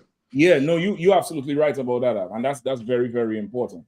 That's absolutely important. All right. Who have it? Let's read, all right? Genesis 49 and verse 5. Simeon and Levi are brethren. Right? Simeon and Levi are brethren. It's 2 of the 12 tribes of Israel. Simeon, or Shemaiah one, which means my affliction heard. They today are the who? Who's Simeon today? Not you, Shapat. Ragash, let me hear you. Off that test. Come on. Let's go. Come on, Omaha, Omaha. 1, 2. Come on, Nassau, you next. God damn, I need to get a camera up here so I can put your faces up there. I might inspire you to learn this damn test through Shane. Y'all might take me to council after, but I'm willing to risk it. I'm willing to risk the checking. You know what I mean? Speaking of which, the brother said he's from Harrisburg, Pennsylvania, and according to the drive chart, he's from Levi. Oh shit, that's the Lord. All right, so he's from Harrisburg, Pennsylvania. You sure? I think you might need to look it up. Double check, brother. Shit, god damn it, man. Y'all ain't trying to build DC, man. What the fuck is this shit? Because what the fuck they talking about now? I think it's closer to Pennsylvania. Pittsburgh is in Pennsylvania too, nigga. Go ahead, that's what. Nope. Simeon I asked for. You see, you think you slick. You're a DC nigga. You try to hit me with the Mo. You try to hit me with the old Mo move. I asked him for Simeon. He's like, Levi is the Haitians. You're right, but you're wrong. Simeon is the so-called Dominican Republic. That's Simeon. All right. Levi, of course, is Haitians. All right. Keep reading. Instruments of cruelty. Read it again from the top. Simeon and Levi are brethren. Instruments of cruelty are in their habitation. Right? Simeon and Levi are brothers. Instruments of cruelty are in their habitations. They're brothers, meaning what?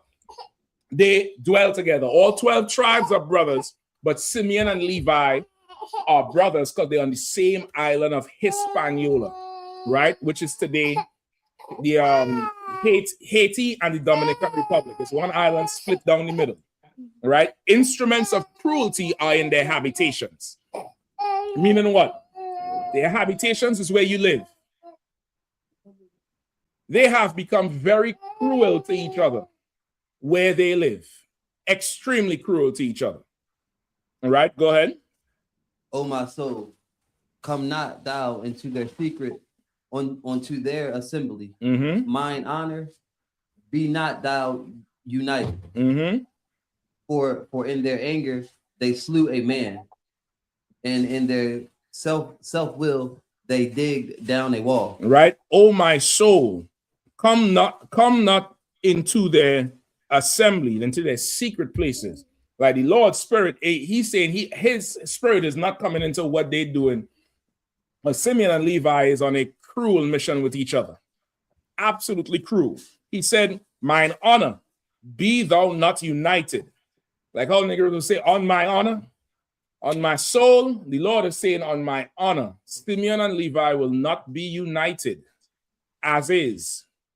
Because when they come together, them Negroes will dig down a wall over their self-will, which means Simeon and Levi would have to have the will of somebody else or someone else, mainly the Most High. But the minute they get together and start doing shit for themselves, they're going to cause problems, right? For time's sake, I'm going to have to paraphrase. I have about, again, 4 more minutes. Simeon and Levi, there was once a time where the nation was very small, where it was just the 12 sons, their ribs, or the sisters, and the one sister, Dinah, or Diana in the Hebrew, right, which means justice. That one sister was, of course, like any Israelite woman, is extremely beautiful, especially to a heathen, where you're looking at, that thing face for the whole day. You're looking at the green thing from the Wicked, not the actual character, but the actor. You're looking at something and thinking it's a woman, and that's not a woman. That's why every heathen today is getting BBLs to look like a sister. Every heathen is trying to tone up to look like a sister, put on weight to look like a sister, to do lip fillers to look like a sister, because our women are the standard of beauty. They had a sister called Dinah, or Diana in the Hebrew, and this Hamite son, one of the princes of Ham, saw her and wanted her and took her and raped her. he raped her and then came by after to ask Jacob to keep her as a bride after he done raped her, because the way heathens get women is by force. Jacob was surrounded by heathens at the time. The nation was very small. It was nothing. But not wanting to get destroyed, Jacob made a deal with them.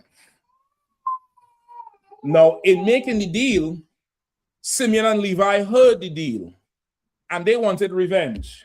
They was like, nah, they done violate our sister. That should not happen. And that's how we should be about your woman. That's how you should be about your women and your children.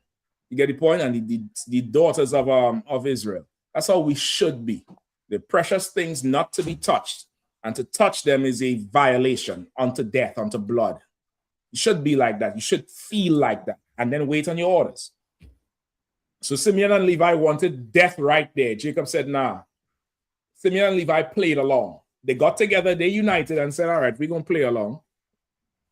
And they said, well, yeah, you could have her as a wife, but it's our custom that the males in our nation be circumcised. So all your men, including the prince, have to be circumcised.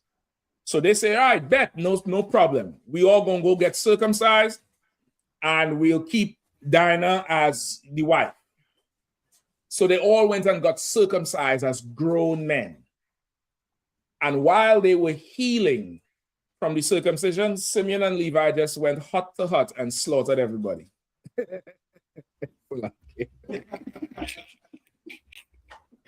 Them niggas trying to get up and it's like,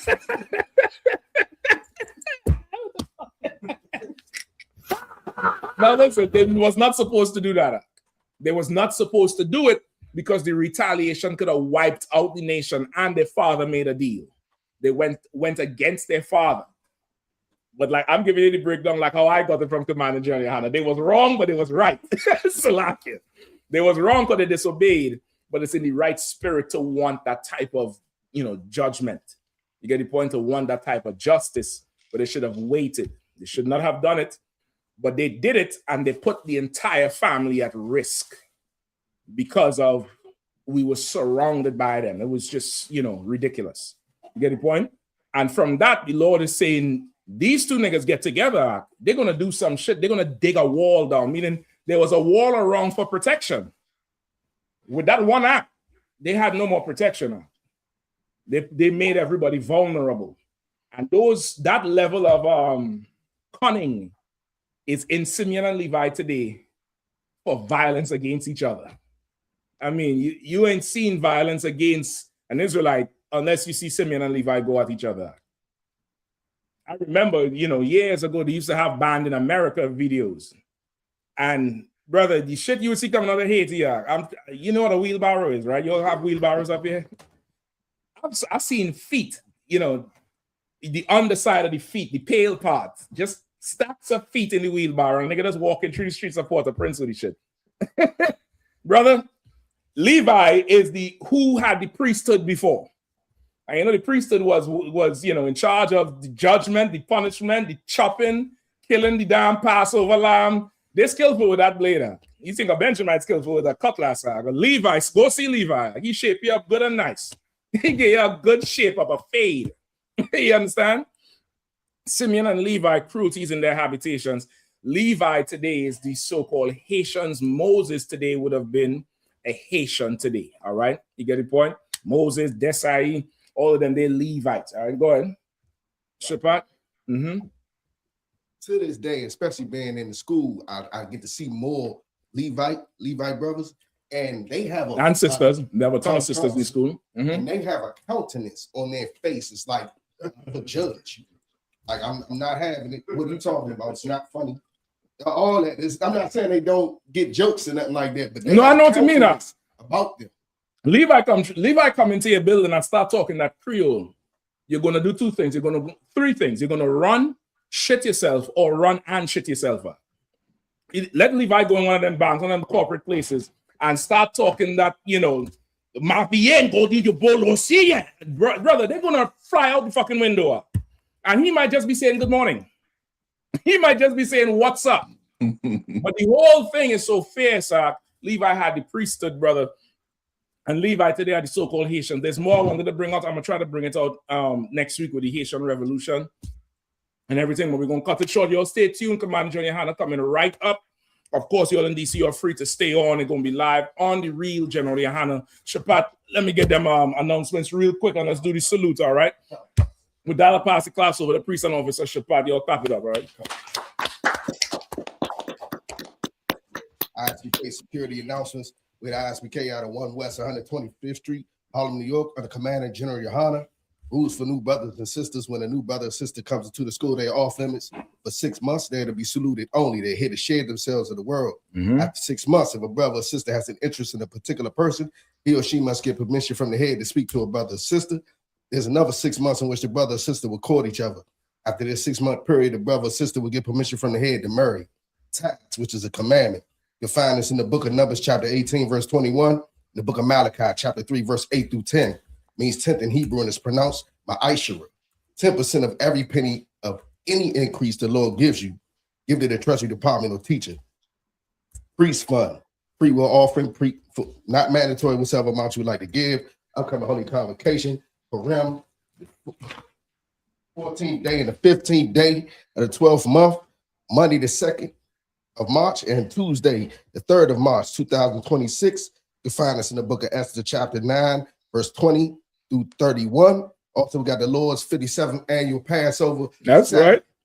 Don't come. Go ahead. We got the Lord's annual 57th annual Passover in Houston, Texas, Saturday, April the 4th. Festivities starting from April the 1st to the 5th. It's going to be live. Make sure you get your hotels together, book your hotels, get your travel arrangements as soon as possible. It's right around. It's tomorrow. That'll be slocky. It's gonna be like tomorrow. I already know I'm getting a call after this class. So, Mashak, what the hell is that brother talking about Passover? It's tomorrow. Are you teaching something else down there? Is there a new Passover in Israel? I'm gonna take you checking for you all. Don't even worry about it. I'm gonna feel like, so it's just a little mistake. You brother, Murphy. It's coming soon. But, Shabbat means it's urgent. That's what he means. It's urgent. Go ahead. We good. Yeah, that's it. That's it. And check on social media such as I.S.U.P.K.com, Facebook, Twitter, YouTube, and so on for I.S.U.P.K events and materials. If a brother wants to be a troop in the school, you should start wearing all black, which includes black boots, black shirts, black pants, black headband, or scarf. And with that, I say I might, which means to stand.